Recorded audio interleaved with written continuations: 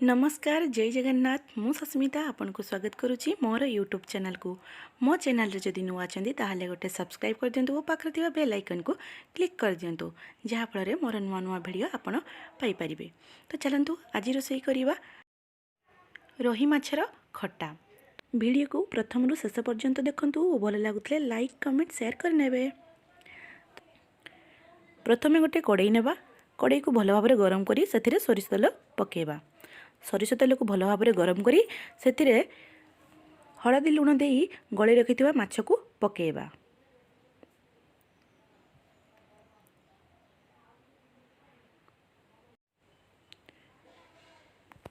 माछ गोटे साइड रु होई आसले अन्य साइड को ओलटाई देबा।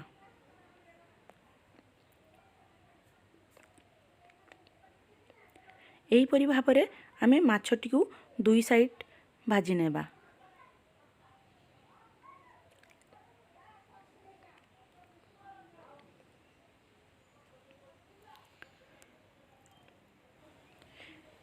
माछटी आमर एबे हेई आसलानी ताको गोटे पात्र को बाहर करि नेबा।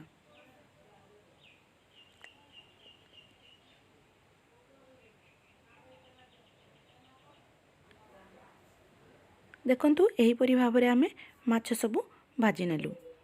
तो मसला पाई आमे नेइछु सोरिष बटा, पियाज बटा, रसुण बटा, जीरा पाउडर, दुईटी छोट आंबुल, हळदी पाउडर, दुईटी लंका और लंका पाउडर, टमाटो प्यूरी और स्वाद अनुसार लुण।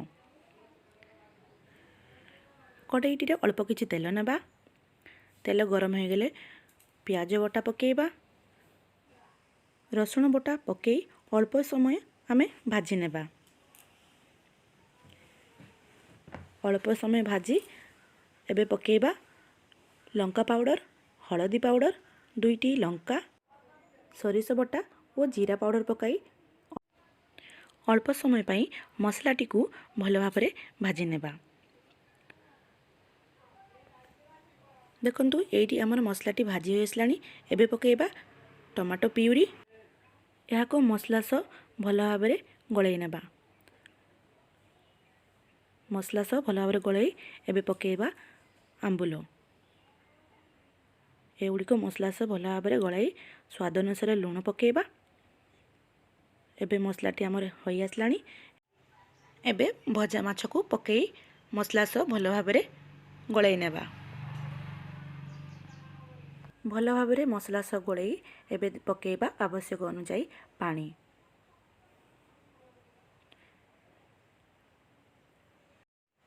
एही परी सोरिष देई रोही माछर खट्टा बनैले ता भात सह खाया पाई बहुत भल लागि थाए।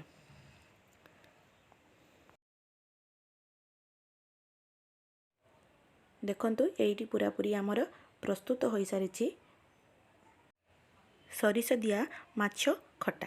तो याकू निजे खातु और अन्य मानकू करी खुआंतु। देखिबे बंधु वर्ग समस्ते खुशी होई जिवे।